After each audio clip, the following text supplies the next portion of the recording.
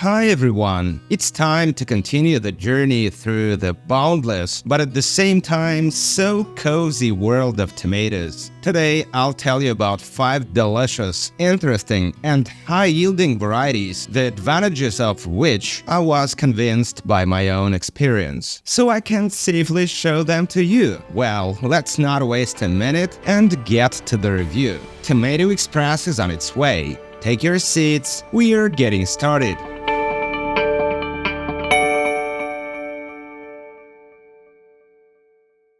And the first tomato we'll talk about today is called Charbonneuse du Berry. As you have probably guessed from the name, its homeland is of course France. The variety is high-growing. Plants reached a height of 6 feet 2 inches or 1.9 meters in the middle of the season. Of course, it's not the Eiffel Tower, but still decent. And they also tolerated the heat well, and even the upper bunches exposed to the highest temperatures successfully set new fruits. Tomatoes are nice, from flat round to slightly heart-shaped dark purple, with even darker shoulders. I read a lot of positive reviews about this tomato and I was interested in tasting it. The first fruits were not large and weighed about 5 ounces or more than 140 grams, so the variety didn't show any extraordinary yield, but I'm ready to forgive it. And now you'll find out why. Look how beautiful it is on the inside. Pink streaks on the background of dark flesh and green in the seed cavities. What more could you want? And it tastes like a super fruity tomato. A real symphony of flavors. Actually, I didn't doubt it. The first bite just flew into my mouth and I ate it in a split second. I caught myself thinking that I would be too lazy to cut these tomatoes for a salad. Just pick them up and eat them whole. The tomatoes are sweet, with exotic tones and interesting aftertaste. I think everyone who tries it will find their own shades in it, just because it's definitely got them. Charbonneuse du Berry is another variety that France can be rightly proud of.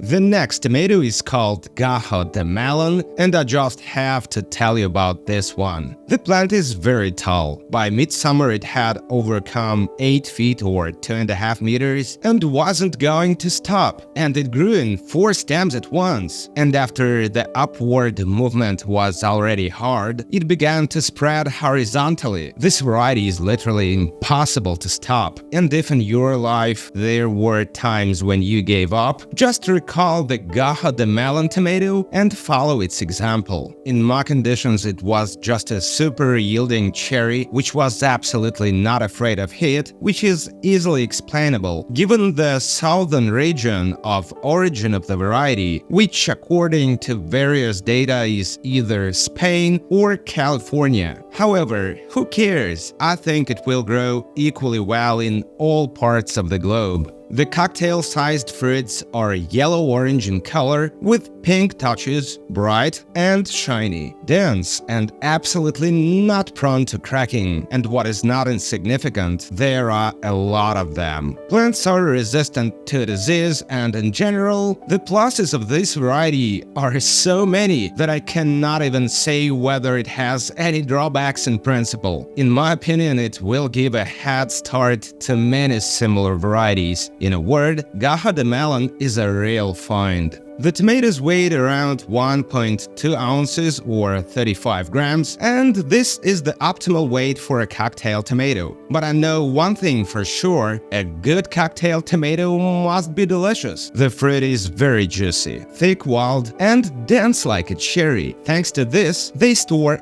very well. Gaja de Melon is a real fruity sweetness of cherry tomato, well, or cocktail tomato, it's up to you to decide. Either way, this is probably one of the most delicious yellow cocktail tomatoes I've ever tasted. The flavor is intense, complex, with a pleasant aftertaste. Just one plant gave me so many tomatoes that I could not only eat them raw, but also canned them regularly, for which, thanks to their density, they were also perfect. So I can only praise the Gajo de Melon tomato once again for the emotions it gave me throughout the season. Now let me show you a green bicolor tomato, if only because they are usually delicious, and the following one is no exception. And it's called Spring Noir. It's an interesting variety by Tom Wagner, the result of crossing a determinate red tomato named Oregon Spring and Ananas Noir, which is a bicolor. The plants are about 5 feet or 1.5 meters tall. Tomatoes of medium size and in one bunch usually have 3 to 4 fruits. And they are very beautiful, glossy, shiny, and I would describe their color as olive with barely noticeable pink shades, which appear during the ripening of the fruit, so you can determine the moment for picking without any problems. At least in my case, that's exactly what happened. The weight of tomatoes satisfied me quite well and amounted from 7 to 11 ounces, or 207 to 313 grams, although it's declared much more humble in the area of only 3 and 5 ounces. And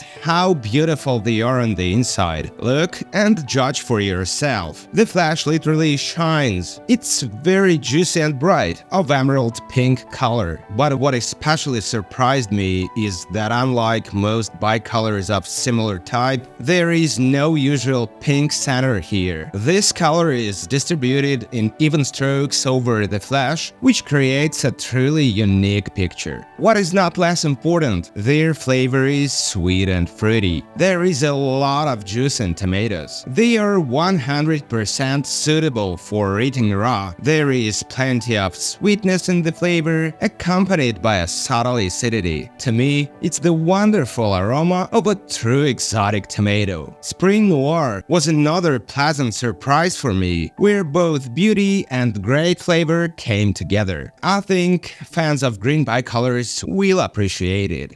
Next, I'll show you one of the highest yielding dwarf tomatoes of the season, called Dwarf Snakebite, bred as part of the Dwarf Tomato project. Averaged about 3 feet 4 inches or 1 meter in height, when grown in 3 and 4 stems, the plants are sturdy and strongly foliated with a wrinkled leaf of the regular type. Tomatoes are flat-rounded, ribbed, bright pink in color, and there are quite a lot of them, and there were no small fruits at all. Just 3 plants provided me with a good harvest throughout the season, so I remembered this dwarf from the best side. Even the first fruits weighed from 6.5 to 9 ounces or 187 to 248 grams, and later they were larger. The tomatoes are scarlet colored on the cut and moderately dense. And as you understand, the snake didn't bite me, but I was able to bite it. And I discovered an unexpectedly rich and complex flavor with light sweetness and pleasant acidity, and again,